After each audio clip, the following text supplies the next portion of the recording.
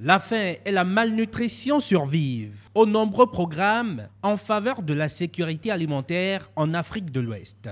Pour le SILS, la concertation de Cotonou sonne la fin d'un cycle de rencontres du dispositif de prévention et de gestion des crises. L'heure est donc au bilan de la campagne 2018-2019.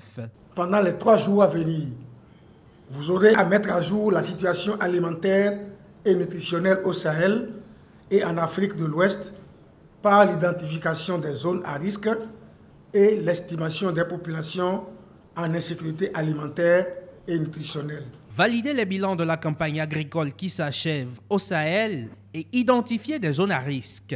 Autant d'attentes partagées par les participants en prévision de la situation de la sécurité alimentaire et nutritionnelle de la sous-région d'ici juin-août 2019.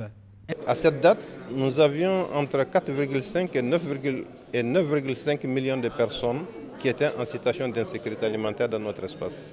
Des chiffres qui appellent des mesures instantes pour lesquelles le SILS est à l'avant-garde de la mise en œuvre. Alors, depuis novembre, on avait émis des mesures qui consistaient quand même à mettre un accent sur la campagne de contre-saison. Et il y avait également des zones qui étaient des zones déficitaires. Et on avait invité également les pays à mettre l'accent sur ces zones déficitaires, à accompagner les populations qui vivent dans ces zones-là pour une meilleure sécurité alimentaire et nutritionnelle. Cela se traduit par une invitation également aux partenaires techniques et financiers de ces pays-là à accompagner les pays pour le financement de leur plan de réponse. Un avis sur la situation alimentaire et nutritionnelle de la sous-région sera formulé à la fin de cette concertation qui s'achève le vendredi prochain. Dans cette attente, les 17 pays membres du SILS, de la CEDEAO et de l'UEMOA se penchent sur l'élaboration de conclusions et recommandations à coup de statistiques et de discussions en plénière.